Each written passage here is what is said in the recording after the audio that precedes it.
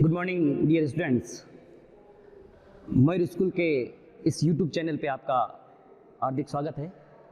अपन ने last class में जो क्लास 10th इंग्लिश मीडियम में सब्जेक्ट साइंस के अंदर जो चैप्टर शुरू किया था जेनेटिक्स, उसके अंदर अपन जनरल जो टर्मिनोलॉजी का स्टडी कर रहे थे। कुछ टर्मिनोलॉजी अपन ने पढ़ ली थी, उसके आगे की जो टर्मिनोलॉजी है वो अपन आज शुरू करेंगे। सबसे जो आगे जो टर्मिनोलॉजी आ रही है वो है होमोजाइगस स्टेज। क्या है homozygous stage?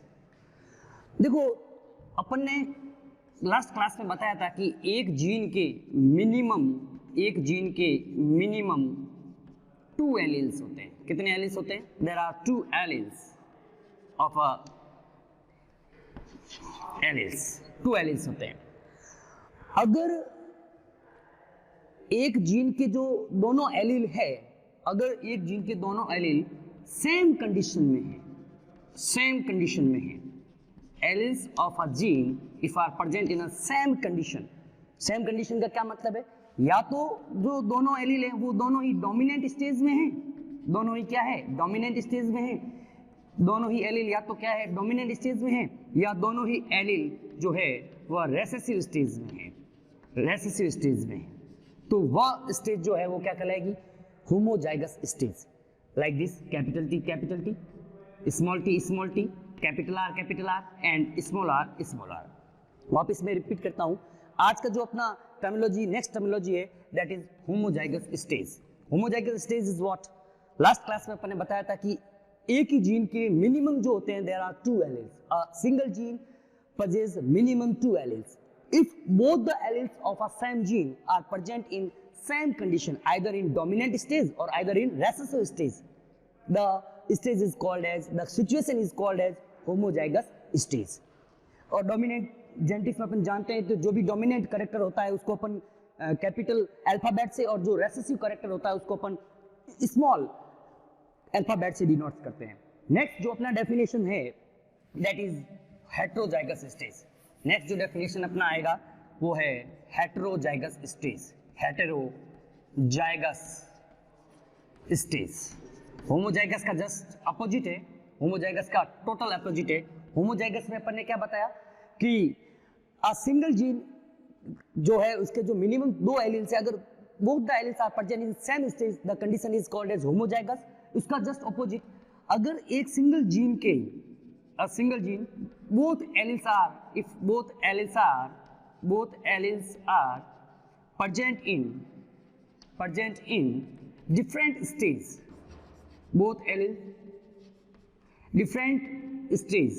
the condition is called as heterozygous stage. इस कंडीशन को अपन लोग क्या बोलेंगे? हेटेरोजाइगस स्टेज कहेंगे। क्या बताया मैंने कि अगर एक ही जीन के दोनों एलील अलग अलग कंडीशन में, अलग अलग का क्या मतलब है दोस्तों? कि एक एलील जो होगा वह होगा डोमिनेंट स्टेज में और एक एलील होगा रेसेसिव स्टेज में। एक एलील किस में होगा? डोमिनेंट स्टेज में, और एक एलील होगा आपके रेसेसिव स्टेज के अंदर। Like this, capital T, capital R, capital Y, small y and so on. वापस रिपीट करता हूं, होमोजाइगस क्या बताया कि if alleles of a same gene are present in same conditions, the stage is called as homozygous stage. And if both the alleles of same gene are present in different stage, the condition is called as heterozygous stage.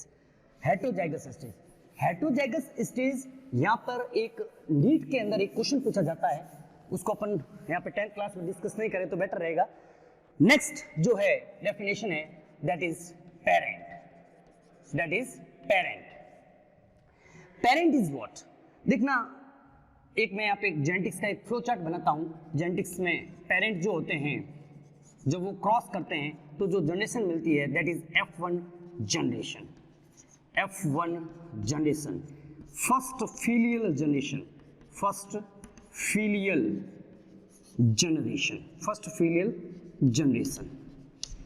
F1 से आगे चलकर जो generation मिलती है that is F2 generation. इसको क्या बोलते हैं? F2 generation. Second filial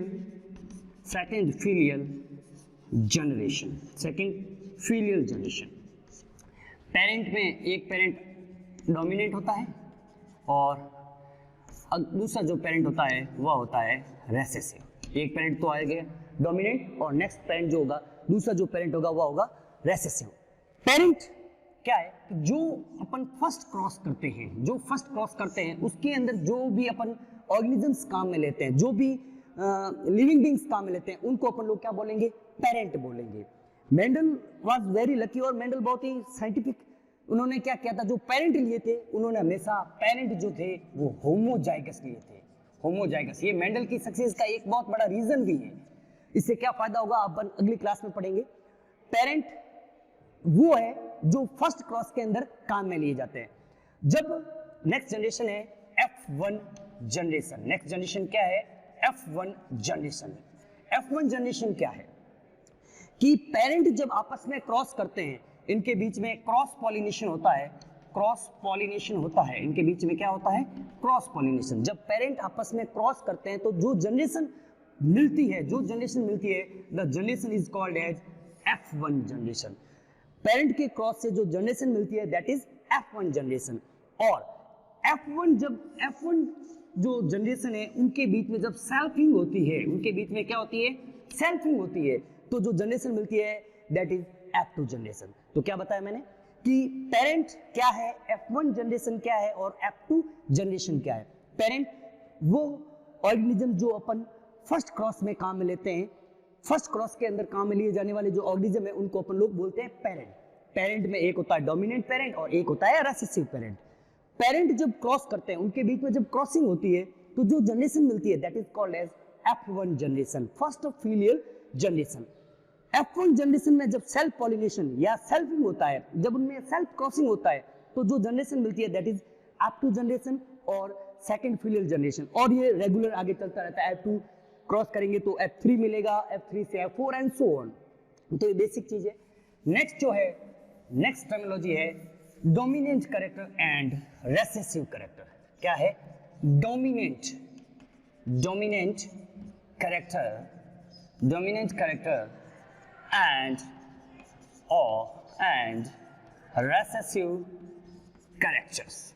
dominant character क्या है और रेसेसिव कैरेक्टर क्या है, देखना। डोमिनेंट कैरेक्टर क्या है, यहाँ पे दो डेफिनेशन बताऊंगा कि द कैरेक्टर जब क्रॉस करते हैं पेरेंट में, तो जो कैरेक्टर F1 जनरेशन में होगा, F1 जनरेशन में जो शो होगा, कैरेक्टर विच एक्सप्रेस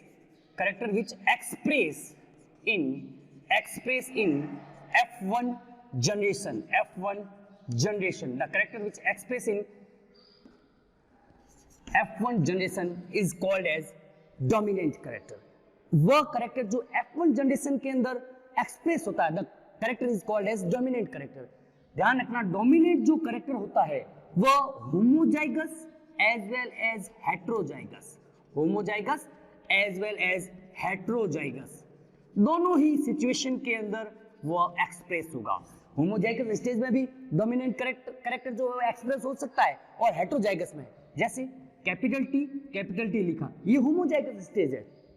तो होमोजाइगस स्टेज के अंदर यहाँ पर हमेशा ये जो होगा वो क्या होगा, टॉल होगा। तो ये टॉल जो है वो डोमिनेंट कैरेक्टर है। जैसे टॉल, ये भी एक टॉल प्लांट है, ये भी टॉल प्लांट है, but the situation is heterozygous stage.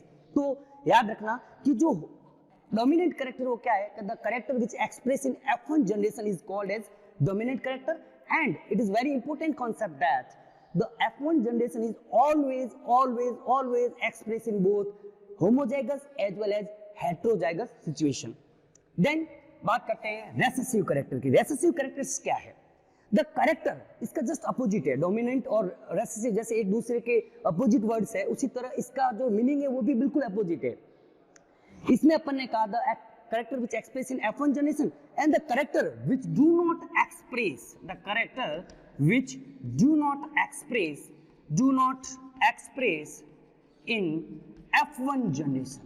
F1 generation में जो कैरेक्टर एक्सप्रेस नहीं होता उसे अपन लोग क्या बोलेंगे, रेसेसिव कैरेक्टर बोलेंगे। कैरेक्टर वह कैरेक्टर जो कभी भी F1 जनरेशन में एक्सप्रेस नहीं होगा उसे अपन रेसेसिव कैरेक्टर बोलेंगे। और क्या है, यह जो कैरेक्टर है वो हमेशा होमोजाइगस स्टेज में ही, हमेशा होमोजाइगस स्टेज, होमोजाइगस कंडीशन के अंदर ही एक्सप्रेस हो पाएगा, नहीं तो नहीं होगा। ओके, नेक्स्ट जो टर्मिनोलॉजी है बहुत ही important terminology, monohybrid cross. Mono, chalk change कर लेता हूं मैं, mono hybrid cross.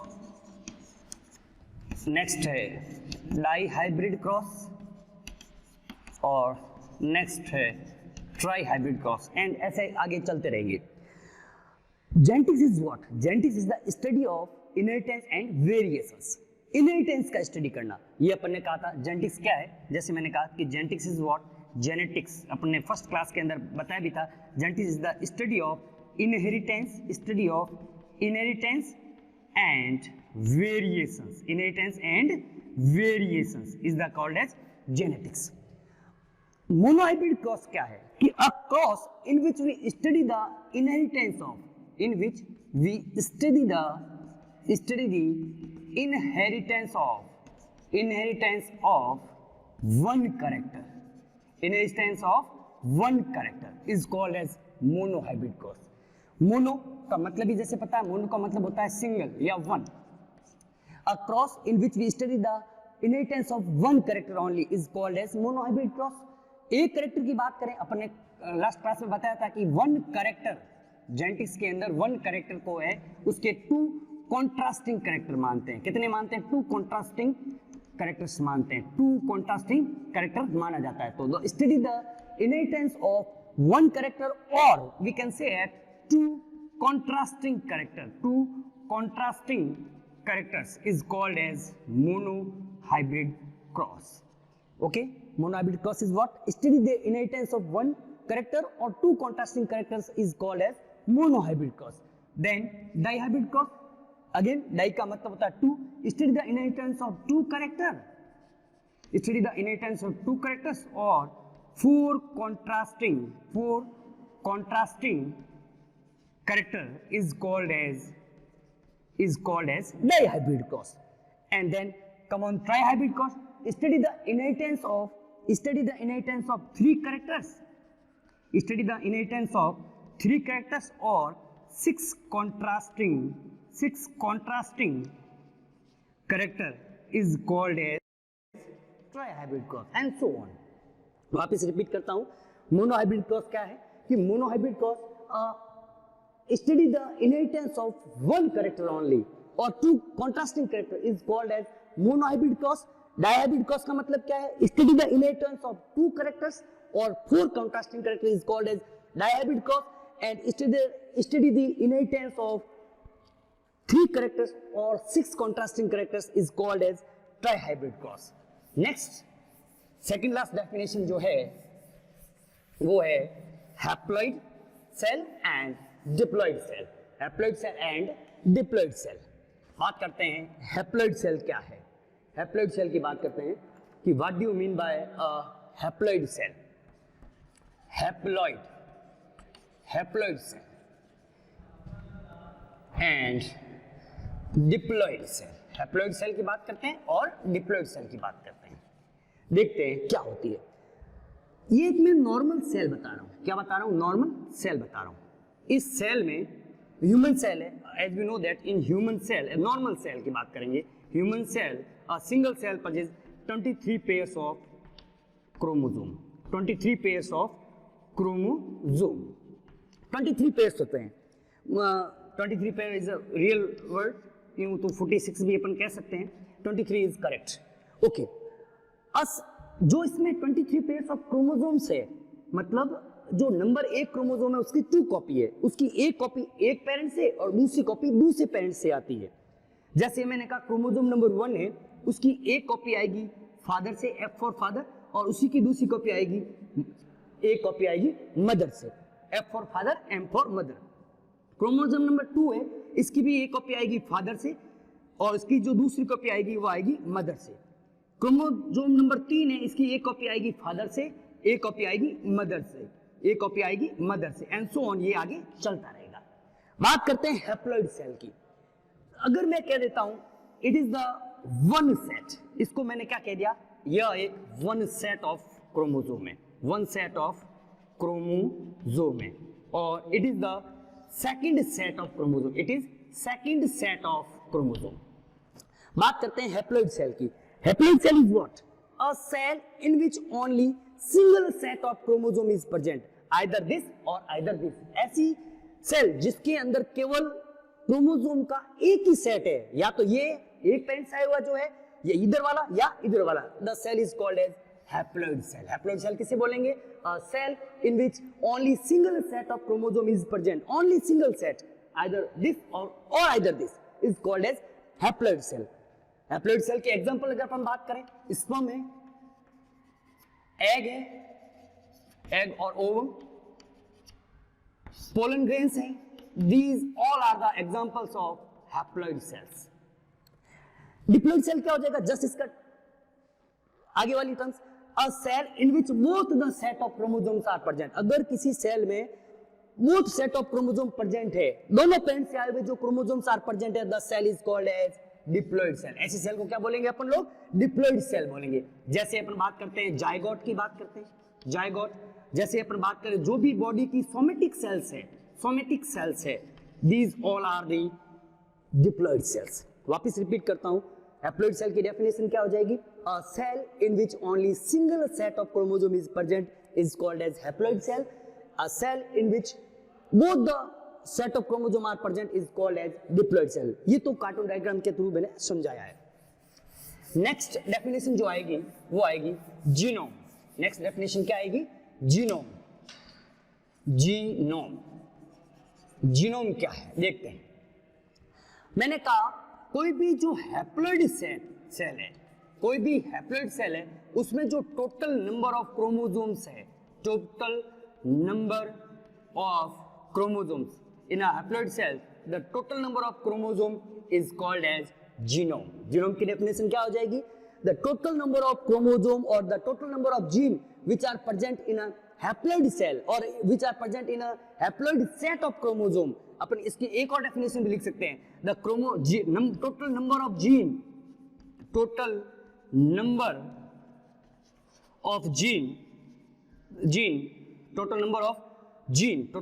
of gene which are present in haploid set of chromosome, which are present in haploid set of chromosome। haploid set of chromosome में total number of जो gene होगा that is called as genome। haploid genome वापस देख लेते हैं। Haploid cell के अंदर कोई भी जो अपन ने बताया अभी कि हैप्लॉइड सेल क्या है, कि हैप्लॉइड सेल है जिसके अंदर सिंगल सेट ऑफ क्रोमोसोम होगा। कितना सेट होगा? Single set of chromosome is present. The total number of gene which are present in a single set of chromosome और the total number of chromosome which are present in haploid cell is called as genome। okay, thank you very much dear students। next अपन कल से next जो class होगी उसके अंदर अपन Mendelian genetics शुरू करेंगे। Thank you very much.